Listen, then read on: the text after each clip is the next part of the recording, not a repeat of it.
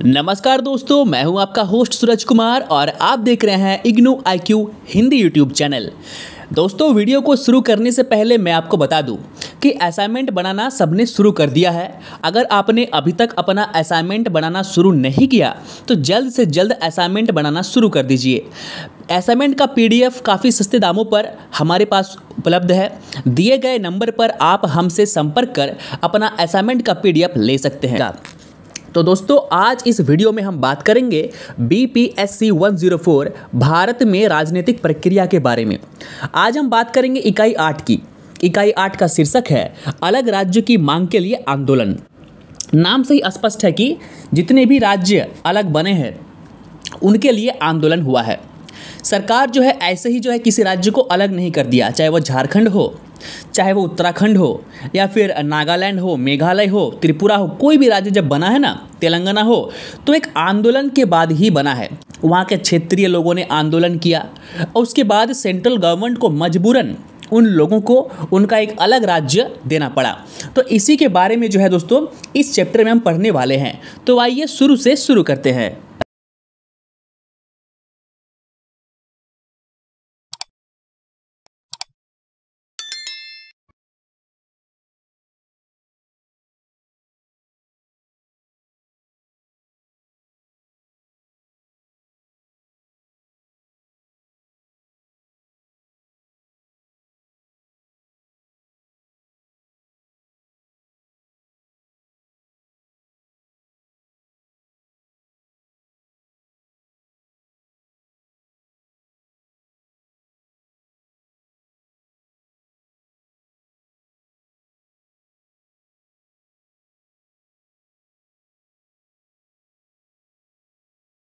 सबसे पहले इस चीज़ को समझना आवश्यक है कि कोई भी राज्य जब अलग होता है तो क्यों होता है। ज़रूर कुछ न कुछ मतभेद हुए होंगे लोगों के बीच में। भाषाई मतभेद हुआ होगा, धार्मिक मतभेद हुआ होगा, या फिर कुछ और रीज़न हुए होंगे। इसी कारण जो है, अगर मान लीजिए एक ही राज्य के अंदर में दो भाषाई लोग रहते हैं और उनके बीच टकराव होता है, मुठभेड़ होते रहते हैं, तो इससे क्या होता है कि दोनों ही जो है अलग अलग राज्यों की मांग करते हैं कि हम लोग एक ही राज्य में, हम लोगों के लिए रहना संभव नहीं है, तो हमें जो है एक अलग राज्य दे दिया जाए। जैसे कि झारखंड और बिहार का जो विभाजन है वो इसी के लिए हुआ था, क्योंकि झारखंड के क्षेत्र में जो है अधिक आदिवासी थे और उनका एक अलग आंदोलन था कि हमें एक अलग राज्य मिलना चाहिए जहाँ पर हमें हमारा अधिकार मिले, हमें सब कुछ मिले। तो इसलिए जब भी कोई राज्य दूसरे राज्य से टूटकर अलग होता है तो इसके पीछे कई सारे कारण होते हैं। उन सभी के बारे में हम पढ़ेंगे विस्तार से। आइए शुरू करते हैं। सबसे पहला आपका टॉपिक है अलग राज्यों के गठन के लिए आंदोलन, अर्थ एवं दायरा। देखिए, अलग राज्य का अर्थ क्या होता है? अलग राज्य का अर्थ होता है किसी एक राज्य से टूटकर एक अलग नया राज्य बनना। आई बात समझ में? उसे कहते हैं हम लोग अलग राज्य। अलग राज्य बनने के कई कारण होते हैं। भाषाई कारण हो सकता है, किसी को अधिकार नहीं मिल रहा, ये भी कारण हो सकता है। जमीनी या क्षेत्रीय विवाद भी हो सकते हैं। आई बात समझ में? जैसे असम में बोडो आंदोलन, बोडोलैंड, असम से टूटकर नागालैंड बना, असम से टूटकर मेघालय बना। क्यों? मेघालय जो थे वे अलग जनजाति के थे, मिजोरम के जो लोग थे वे मिजो जनजाति के थे, वे सभी असम से टूटकर बने, क्योंकि उनका मानना था कि असम में रहते हुए हम जो मिजो लोग हैं या हम जो बोडो लोग हैं उन्हें हमारा अधिकार नहीं मिल रहा है। आई बात समझ में? तो इसीलिए जो है ना वो टूटकर अलग होता है। अब अगर बात करें भारत के संविधान की, तो ये सवाल है कि क्या भारत का संविधान एक राज्य को तोड़कर अलग राज्य बनने का निर्णय दे सकती है? बिल्कुल, आप एक राज्य को तोड़कर दूसरा राज्य बना सकते हैं। आज भी कई सारे राज्यों में ये जो है आंदोलन चल रहा है कि हमें एक अलग राज्य का दर्जा दिया जाना चाहिए। तो संविधान के कई सारे अनुच्छेद हैं, उन अनुच्छेदों का प्रयोग करके, आई बात समझ में, आप किसी राज्य को तोड़कर एक अलग राज्य बना सकते हैं। हमारा दूसरा पॉइंट है संवैधानिक प्रावधान। यानी अगर कोई राज्य टूटकर अलग होना चाहता है, कोई नया राज्य बनना चाहता है, तो उसके लिए क्या क्या नियम है, ये प्रोसेस शुरू कैसे होती है। देखिए, संविधान के अनुच्छेद 3 के अनुसार भारत में नए राज्यों के गठन का प्रावधान किया गया है। अब मान लीजिए कि कोई नया राज्य बनेगा, तो वहाँ के जो लोग हैं जो आंदोलन कर रहे हैं, सबसे पहले वे राष्ट्रपति के पास जाएंगे, राष्ट्रपति को ज्ञापन सौंपेंगे, राष्ट्रपति उन ज्ञापन को अपने पास सुरक्षित रखेंगे और राज्य के राज्यपाल से बात करेंगे। उसके बाद जो है राष्ट्रपति संसद को ये चीज़ सौंप देंगे, वो जो मान लीजिए जो आंदोलनकारी जो उन्होंने जो ज्ञापन सौंपा है, वो ज्ञापन राष्ट्रपति किनको देंगे? सेंट्रल गवर्नमेंट को देंगे। सेंट्रल गवर्नमेंट इस पर विचार करेगी और लोकसभा एवं राज्यसभा में इसे पास करेगी कि जो है एक नया राज्य बनने जा रहा है।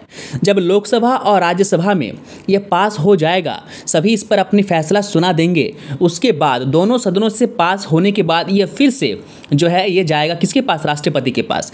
अब राष्ट्रपति को फाइनल मंजूरी देना है कि राज्य बनेगा या नहीं।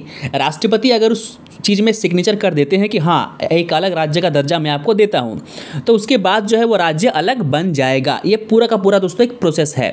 इस प्रोसेस के बीच में जो है सबसे पहले राष्ट्रपति और राज्य का राज्यपाल, यानी जिन राज्य के लोगों ने आंदोलन किया है अलग राज्य के लिए, उस राज्य के राज्यपाल के साथ सलाह मशवरा करेंगे कि क्या ये होना चाहिए, क्या राज्य बनना चाहिए, क्या सही में आंदोलन हो रहा है, क्या सही में मुठभेड़ लोगों के बीच में हो रहे हैं।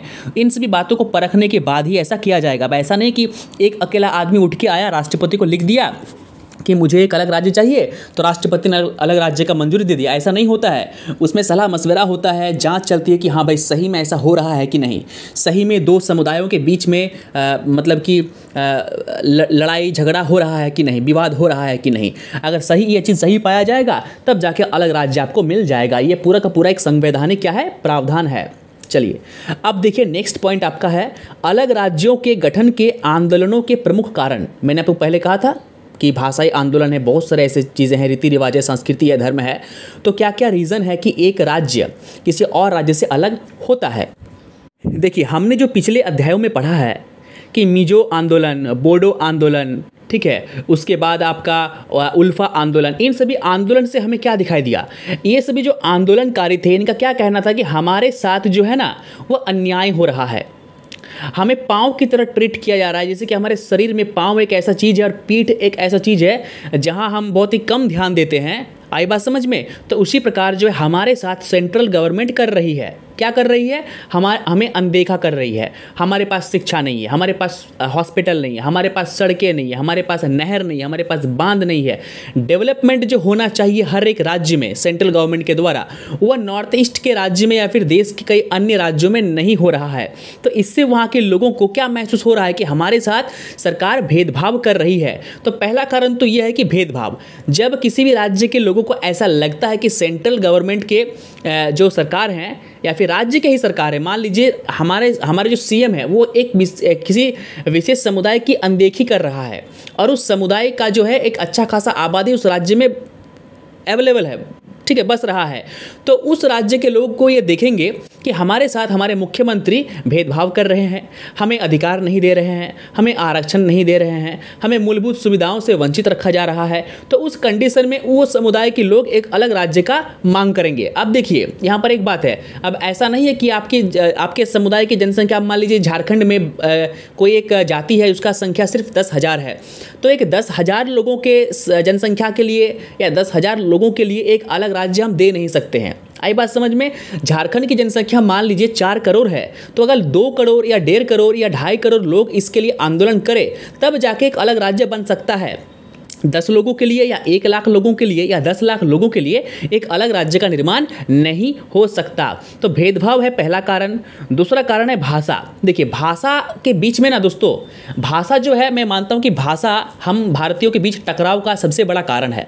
आप बंगाल जाओगे, वहाँ जाके हिंदी बोलोगे ना तो आपको वो लोग पीटेंगे। ऐसा हो रहा है, आप यूट्यूब में जाकर देख लो, ठीक है। आपको वो कह रहे हैं कि बंगाल में रहना है तो बांग्ला बोलना है। अब एक बात बताओ, हम लोग बचपन से हिंदी बोलते आ रहे हैं, हालांकि मैं भी एक बंगाली ही हूँ, यानी मैं बांग्ला भाषी हूँ, ठीक है। तो अगर हम लोग जाएंगे तो हम लोग प्रॉपर उस तरीके से बांग्ला नहीं बोल पाएंगे, तो क्या हम कोई अपराध कर रहे हैं क्या? भारत है, हम कहीं भी कुछ भी भाषा बोल सकते हैं, ये हमारा संवैधानिक अधिकार है। लेकिन बंगाल में आपके साथ ऐसा भेदभाव किया जा रहा है। अब मान लीजिए बंगाल में भी तो हिंदी समुदाय के लोग हैं जो वहाँ बिजनेस करने के लिए गए हैं, जो वहाँ बस गए हैं, वे तो प्रॉपर बांग्ला नहीं बोल पाते हैं, वो तो हिंदी में बात करते हैं। बांग्ला बोलते भी हैं तो हिंदी के टर्म उसमें आ जाते हैं। तो मान लीजिए उनके साथ भेदभाव किया जाएगा वहाँ के सरकार द्वारा, वहाँ के लोगों के द्वारा, तो आने वाले 10-20 साल में ये लोग क्या करेंगे? अलग राज्य की मांग करेंगे कि हमें बंगाल से, क्योंकि देखिए उन लोग का घर भी बंगाल में है, दुकान भी बंगाल में है, बिजनेस सब कुछ बंगाल में है, ठीक। अब वो लोग तो बंगाल छोड़कर कहीं और जा नहीं सकते, ना झारखंड, ना बिहार, ना यूपी। तो लोग क्या करेंगे कि हमें एक अलग राज्य दे दीजिए, क्योंकि हमारे साथ जो है भेदभाव किया जा रहा है। तो यह भाषाई जो है ना ये कारण है। आप साउथ इंडिया चले जाओ, आप तमिलनाडु जाओगे तमिल चलेगा, आप केरल चले जाओगे वहाँ मलयालम शायद वहाँ चलती है, आई बात समझ में। आप कर्नाटक चले जाओ वहाँ कन्नड़ चलेगा। तो ये भाषा के आधार पर राज्य जो है ना वो बटा हुआ है, और राज्य जब अलग भी होता है ना तो भाषा के आधार पर भी होता है। धर्म भी एक कारण है, लेकिन भारत एक सेक्युलर देश है, इसलिए हिंदू मुस्लिम सिख ईसाई सब एक ही राज्य में एक साथ मिलजुल कर रहते हैं। आई बात समझ में।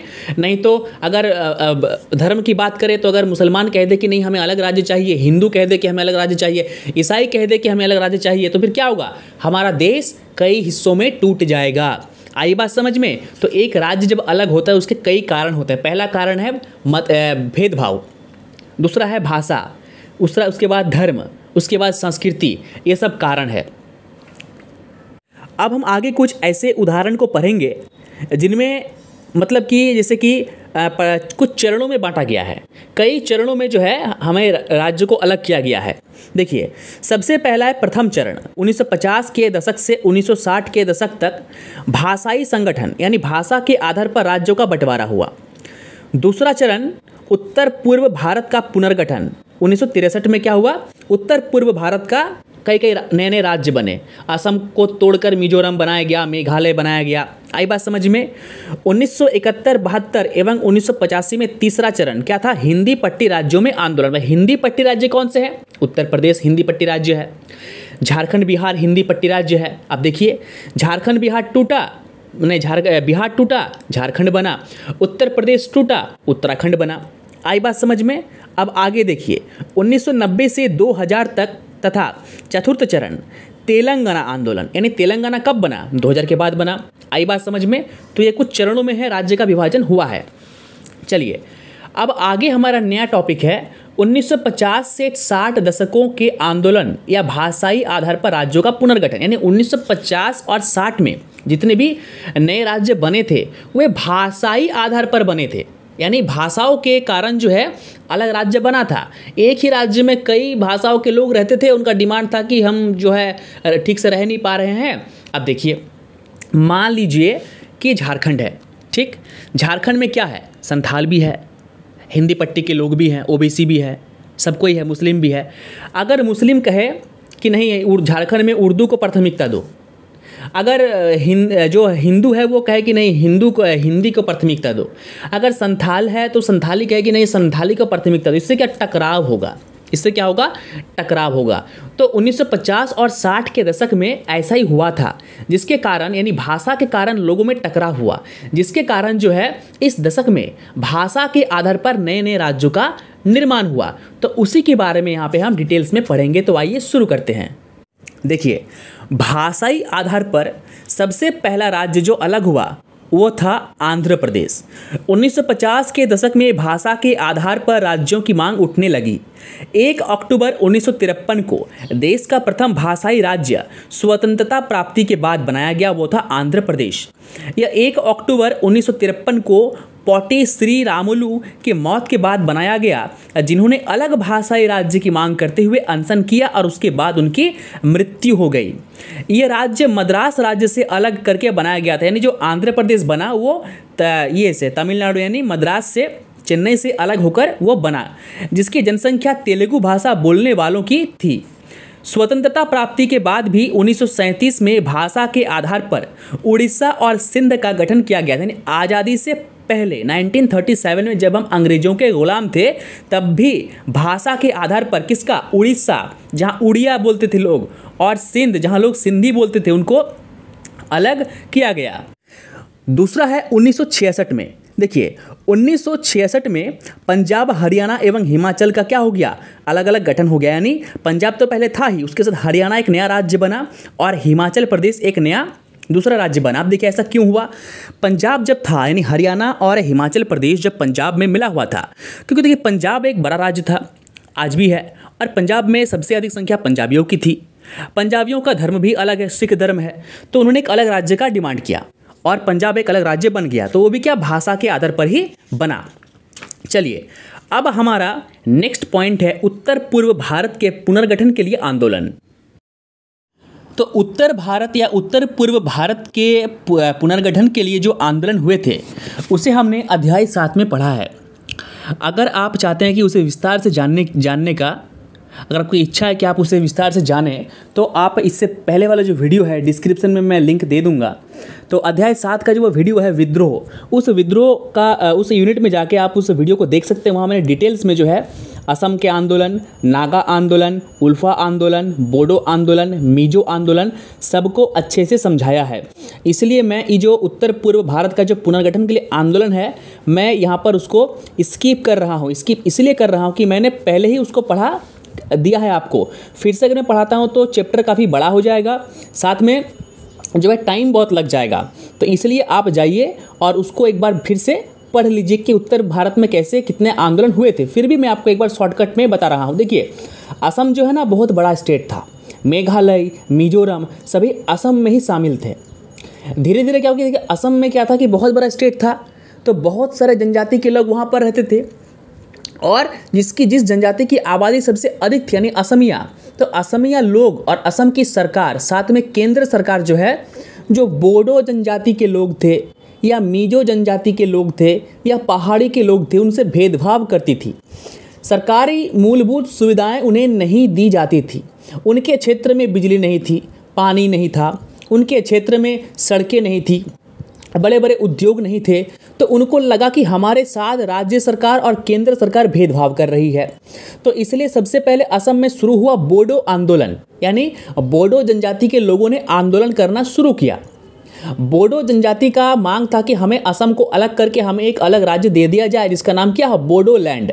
ठीक है, तो क्रांतिकारियों ने आंदोलन करना शुरू किया। अब कोई भी सरकार या कोई भी राज्य ये नहीं चाहती है कि उसका राज्य टूट के छोटा हो जाए। तो सरकार ने बोडो जो क्रांतिकारी थे, जो आंदोलन कर रहे थे अलग राज्य के लिए, उनसे कई समझौते किए। उनसे समझौते करने के पश्चात जो है उन्हें कुछ अधिकार दिए, 40-42 कुछ कानून उनको दिए कि ये कानून सिर्फ आप लोग के क्षेत्र में लागू होगा। उसे कहते हैं राज्य के अंदर स्वायत्तता, राज्य के अंदर राज्य। आपको याद होगा, अगर आपने अध्याय 7 विद्रोह को ठीक से पढ़ा है तब याद होगा, मैंने एक टॉपिक पढ़ाया था राज्य के अंदर राज्य। तो राज्य के अंदर राज्य का पहला कॉन्सेप्ट इसी बोडो आंदोलन और असम के वहीं से जो है उठ के वो आता है। तो क्या हुआ, फिर बोडो आंदोलन धीरे धीरे शांत हो गया। उसके बाद आता है उल्फा आंदोलन। उल्फा आंदोलन में क्या हुआ था कि कुछ उग्रवादी संगठन जो पहले क्रांतिकारी थे, वे बाद में उग्रवादी हो गए, वे माओवादी हो गए। उन्होंने क्षेत्र में असम को अलग करने के लिए लड़ाई लड़ी, बंदूकों का इस्तेमाल किया, बम गोलों का इस्तेमाल किया। सरकार ने उन्हें दबाने के लिए उनको सरकार के द्वारा, सेना के द्वारा भी उनको मारा गया। बाद में उल्फा भी जो थे, जो संगठन था, वो भी क्या हो गया, वो भी समझौता करके चुपचाप हो गया। उसके बाद आते हैं मेघालय पर। मेघालय भी एक अलग राज्य बना असम से अलग होकर। मिजो आंदोलन, मिजो जनजाति के जो लोग थे वो भी कहाँ के थे, असम के ही थे। एक बार क्या हुआ था कि गांव में अकाल पड़ा था पहाड़ी में। उस अकाल में कई सारे लोग मारे गए थे, और सरकारें जो थी वो इस अकाल में जो मिजो जनजाति के जो लोग थे उनको कोई भी हेल्प उन्होंने सरकार ने नहीं किया। इससे निराश होकर मिजो जनजाति के लोगों ने आंदोलन शुरू किया, और बाद में क्या बना, मिजोरम बना। आई बात समझ में? तो ये था पहाड़ी राज्य के बारे में। इसे विस्तार से आप अध्याय 7 में पढ़ेंगे। अब आगे हमारा नेक्स्ट टॉपिक है हिंदी पट्टी राज्यों में अलग राज्य के लिए आंदोलन। ये तो हमने पढ़ा उत्तर पूर्व में, अब पढ़ेंगे हिंदी पट्टी में। तो हिंदी पट्टी में क्या आ जाएगा, हिंदी पट्टी में उत्तर प्रदेश आ जाएगा, हिंदी पट्टी में बिहार झारखंड आ जाएगा। तो आइए उसे देखते हैं कि हिंदी पट्टी में क्या हुआ। 4 नए राज्यों के गठन, जिसमें सन 2000 में उत्तराखंड, छत्तीसगढ़ और झारखंड एवं 2014 में तेलंगाना के गठन करने के बाद भी हिंदी पट्टी राज्यों में अलग राज्य की मांग बंद नहीं हुई। 1950 और 1970 के दशकों के विपरीत, जिनमें भाषा और संस्कृति मुख्य आधार था, 1990 के दशक में नए राज्य के गठन के लिए विकास सबसे प्रमुख आधार था। कई राज्यों का मानना था कि हमें पिछड़ा रखा गया है, हमारा विकास नहीं हो रहा है। उनमें से एक था झारखंड। बिहार पहले एक था, लेकिन बिहार के पटना में, भागलपुर में, ठीक है, जिस प्रकार की डेवलपमेंट हो रही थी उस प्रकार की डेवलपमेंट झारखंड में नहीं हो रही थी। जबकि झारखंड में सबसे अधिक क्या था, मिनरल्स थे, यूरेनियम है, कोयला है, सोना है, सब कुछ है, अभ्रक है, उसके बाद भी जो है झारखंड को दरकिनार किया जा रहा था। इसीलिए झारखंड में क्या शिबू सोरेन के पीरियड के लोगों ने अलग राज्य की मांग की और अंततः सन 2000 साल में क्या हुआ, झारखंड एक अलग राज्य बना। तो आइए हम देखते हैं, सबसे पहले हम पढ़ेंगे उत्तराखंड और उत्तरांचल के बारे में।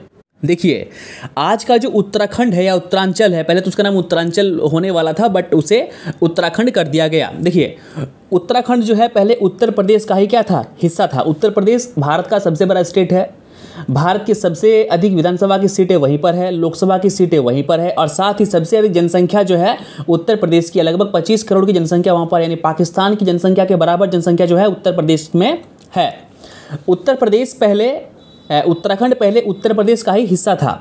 तो देखिए, उत्तर प्रदेश से अलग उत्तराखंड बनाने की जो मांग थी वो क्यों थी, सबसे पहले इसको जानिए। वो मांग इसलिए थी क्योंकि उत्तराखंड एक पहाड़ी स्टेट है, एक पहाड़ी राज्य है और पहाड़ी राज्य में डेवलपमेंट आप कर नहीं सकते हैं। वहाँ पे आप उद्योग नहीं बना सकते हैं, वहाँ पे कल कारखानों का निर्माण नहीं कर सकते हैं, पहाड़ों में आप सड़कें नहीं बना सकते हैं, बिजली आप पहाड़ों में ले जाने में आपको दिक्कतें होंगी। तो विकास कार्य क्या ठप पड़ा था उत्तराखंड में। लेकिन लोगों को लग रहा था कि सरकार जो है हमारी और विकास नहीं कर रहा है, इसलिए उनका ये मांग था। दूसरा मांग था, कई लोग इस बात को समझते थे कि उत्तर प्रदेश उत्तराखंड को लेकर एक काफ़ी बड़ा स्टेट है, इससे शासन प्रशासन चलाने में क्या होगा, दिक्कत होगा। तो इसीलिए पहाड़ी राज्य को अलग करने के लिए उत्तर प्रदेश में जो पहाड़ का हिस्सा था यानी उत्तराखंड जो था उससे अलग करने के लिए अलग राज्य का जो मांग था ये 1938 के कांग्रेस के श्रीनगर सम्मेलन से ही उठने लगी थी। आई बात समझ में। अब देखिए, 1946 में बद्री दत्त पांडे जो कि जाने माने वकील एवं राजनीतिक कार्यकर्ता थे ने क्या किया कि हल्द्वानी रैली में वनवासियों के अधिकारों की रक्षा एवं बेगार जैसे मुद्दों को उठाया कि हमारे क्षेत्र के लोग बेरोजगार हैं, उत्तर प्रदेश की सरकार में इन्हें नौकरी नहीं दी जा रही है, तो कहीं ना कहीं हमसे भेदभाव हो रहा है। एक बात याद रखिए, जब भी कोई अलग राज्य बनता है उसका मेन आधार क्या होता है, भेदभाव। उन लोगों से भेदभाव होता है तभी वे अलग राज्य का डिमांड करते हैं। देखिए, अब ये लोग क्या मांग करने लगे। उत्तर प्रदेश में पहले कौन कौन सा स्टेट था, जिले थे, कुमाऊं जो आज उत्तराखंड में है, टिहरी गढ़वाल एवं ब्रिटिश गढ़वाल को मिलाने के बाद अनदेखा कर दिया गया, यानी इन सभी जिलों को अनदेखा करना शुरू किया गया। 1952 में कम्युनिस्ट नेता पीसी जोशी ने नेहरू को एक ज्ञापन सौंपा कि हमें एक अलग स्टेट दो। आई बात समझ में। लेकिन नेहरू जी ने क्या किया, इसको खारिज कर दिया। उत्तर प्रदेश के 3 मुख्यमंत्री एच.एन. बहुगुणा, एन.डी. तिवारी और जी.बी. पंत ने इस आधार पर अलग राज्य बनने का विरोध किया कि इस क्षेत्र में कोई रोजगार नहीं है, उद्योग नहीं है। यानी उत्तराखंड की बात हो रही है कि इस क्षेत्र में कोई रोजगार नहीं, कोई उद्यम नहीं है। अगर मैंने आपको अलग राज्य दे दिया तो आप बिन पैसों के, बिना उद्योग के, बिना नौकरी के आप एक अलग स्टेट कैसे रन करोगे, कैसे आप चलाओगे। ये किनका कहना था, उत्तर प्रदेश के 3 मुख्यमंत्रियों का कहना था जो अलग राज्य का विरोध कर रहे थे। आई बात समझ में। लेकिन 1960 और 70 के दशक के दौरान अलग राज्य की मांग लगातार बढ़ती गई। 25 जुलाई सन 1969 को उत्तराखंड क्रांति दल UKD नामक राजनीतिक दल का गठन किया गया और इस दल का उद्देश्य क्या था, उत्तर प्रदेश को तोड़कर एक अलग राज्य उत्तराखंड बनाना। आई बात समझ में। चलिए, UKD का मुख्य उद्देश्य आपको मालूम चल गया। अब देखिए, इस दल ने यानी UKD ने 1980 और 86 के चुनावों में भाग लिया। देखिए, कोई भी क्रांतिकारी दल ऐसे ही होता है, पहले वो क्रांति करता है, फिर चुनाव लड़ता है, फिर वो CM बन जाते हैं। जैसे कि लालडेंगा के साथ हुआ था मिजोरम में, मेघालय में, आपको याद है। चलिए अब आगे देखिए, इसके बाद 1980 के दशक के अंत में इस मुद्दे को भारतीय जनता पार्टी BJP ने उठाया। कल्याण सिंह सरकार ने 1991 में, ठीक है, SPBSP सरकार यानी SP समाजवादी सरकार और BSP सरकार ने 1994 में तथा BSP और BJP जब गठबंधन था 1997 में विधानसभा में उत्तराखंड के गठन का प्रस्ताव पारित किया। इसके बाद साल 2000 में अंततः उत्तराखंड जो है एक अलग राज्य के रूप में अस्तित्व में आया। आई बात समझ में। चलिए, अब हम बात करेंगे तेलंगाना राज्य के आंदोलन के बारे में कि तेलंगाना राज्य कैसे बना। देखिए, सन 2014 में आंध्र प्रदेश राज्य के कुछ जिलों को मिलाकर तेलंगाना राज्य का निर्माण हुआ। तेलंगाना एक काफ़ी छोटा सा स्टेट है।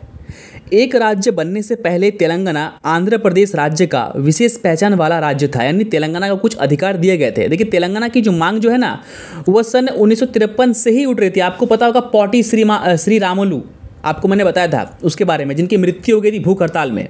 आई बात समझ में? तो देखिए ये जो आंदोलन है ना, ये भाषाई आंदोलन नहीं था। तेलंगाना का आधिकारिक भाषा भी तेलुगु है और आंध्र प्रदेश का भी जो ऑफिशियल आधिकारिक भाषा है वो भी तेलुगु है। तो भाषाई विवाद नहीं था, विवाद क्या था? डेवलपमेंट का। जो तेलंगाना राज्य बनने की मांग कर रहे थे, डिमांड कर रहे थे, उनका ये कहना था कि जितने भी सरकारी लोग हैं वह सभी आंध्र प्रदेश से हैं, जितने भी मुख्यमंत्री हैं, जितने भी एमएलए एमपीज हैं, वे सभी कहाँ से हैं? अधिकतर आंध्र प्रदेश से हैं। चुनाव में हमें सीटें कम दी जा रही है, हमारे तेलंगाना क्षेत्र के लोगों को रोजगार कम मिल रहा है, उन्हें नौकरियां नहीं दी जा रही है, किसी भी सरकारी समारोह में, कार्यक्रमों में हमें जो है निमंत्रण नहीं मिल रहा है। तो कहीं ना कहीं हमारे साथ क्या हो रहा है? भेदभाव हो रहा है। और इसीलिए लगातार 1953 से 2014 तक तेलंगाना एक अलग स्टेट का मांग जोरों पर था। सबसे पहले क्या हुआ? देखिए कांग्रेस और भारतीय कम्युनिस्ट दल ने तेलंगाना, आंध्र प्रदेश तथा रायलसीमा क्षेत्रों को भाषा के आधार पर मिलाकर एक आंध्र राज्य बनाने की मांग की थी। आपको पता होगा आंध्र प्रदेश कैसे बना था? एक अलग भाषा का मांग करके बना था आंध्र प्रदेश। पहले वो तमिलनाडु का हिस्सा था, आपको याद होगा, ठीक है। तमिलनाडु का भाषा क्या था? तमिल था, और आंध्र प्रदेश का तेलुगु। तो तमिल और तेलुगु के बीच में भाषाई विवाद हुआ, और भाषाई विवाद के कारण जो है एक अलग राज्य बना आंध्र प्रदेश। आई बात समझ में? जिसका आधिकारिक भाषा क्या था? तेलुगु था। लेकिन आंध्र प्रदेश बनने के बाद भी उसको तोड़कर एक अलग राज्य बनाने की मांग जोरों पर था। अब देखिए क्या होता है, ये ध्यान से इसको समझने की बात है। तेलंगाना राज्य की मांग को 2001 में के चंद्रशेखर, जो बाद में उसके मुख्यमंत्री बने, जिसे हम लोग केसीआर कहते हैं, द्वारा स्थापित तेलंगाना राष्ट्र समिति TRS पार्टी ने फिर उठाया। इसने 2004 के लोकसभा और विधानसभा चुनाव में कांग्रेस के साथ मिलकर लड़ा। TRS और कांग्रेस गठबंधन ने 2004 में सरकार बनाई, जिसमें कांग्रेस का मुख्यमंत्री बना। केंद्र में भी TRS कांग्रेस के साथ यूपीए का मेंबर थी। इस समिति का उद्देश्य तेलंगाना राज्य निर्माण के मुद्दे की समीक्षा करना था। आई बात समझ में? एक समिति बना था बाद में, यूपीए सरकार यानी कांग्रेस की सरकार ने एक समिति का निर्माण किया। इस समिति में कौन कौन थे? इसमें प्रणब मुखर्जी थे और शरद पवार इसके मेंबर थे।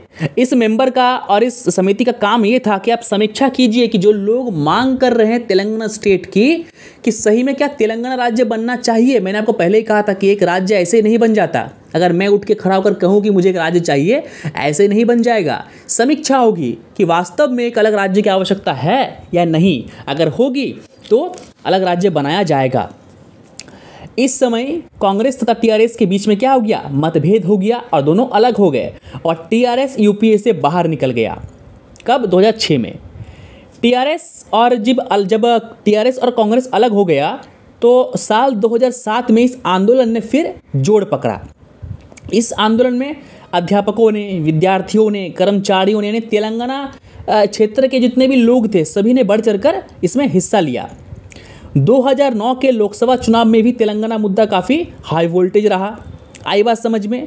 और जो समिति बनी थी उस समिति ने क्या किया? वो रिपोर्ट जमा कर दिया। कब? 31 दिसंबर 2010। आई बात समझ में? रिपोर्ट जब जमा कर दिया तब यूपीए के मंत्रिमंडल ने 7 फरवरी 2014 को एक बिल पास किया, जिसमें आंध्र प्रदेश को 2 राज्यों में विभाजित करने का प्रस्ताव था। यानी जो रिपोर्ट पहले जो समिति बनाई गई थी, प्रणब मुखर्जी और शरद पवार के मेंबर थे, उस समिति ने रिपोर्ट सौंपी कि हाँ एक अलग राज्य बनना चाहिए, और इसके परिणाम स्वरूप जो है कांग्रेस की सरकार ने इसको मंजूरी दे दी, और 2 जून 2014 को तेलंगाना राज्य बनकर तैयार हुआ और उनका निर्माण हुआ।